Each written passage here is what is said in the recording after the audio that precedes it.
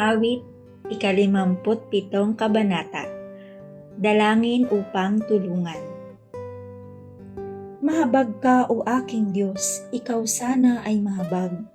Sa iyo ako lumalapit upang ako ay maligtas.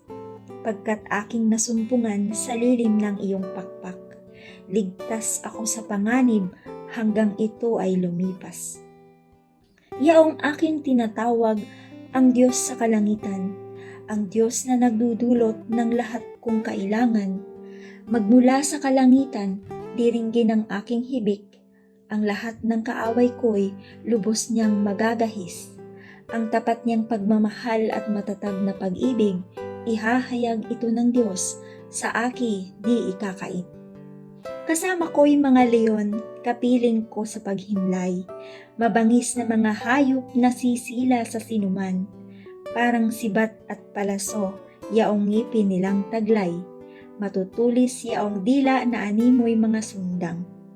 Ihayag mo sa itaas, o Diyos, ang kabantugat, dito naman sa daigdig ay ang iyong karangalan.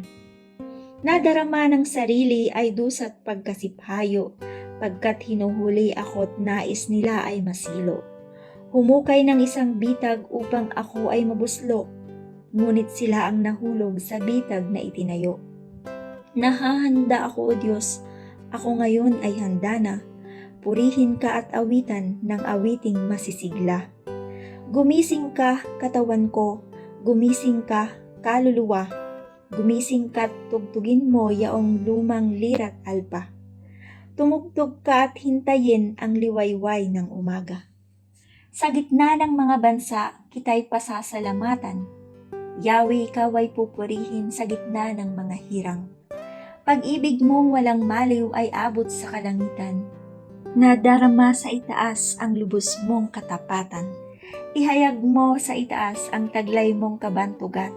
Dito naman sa daigdig ay ang iyong kaningningan.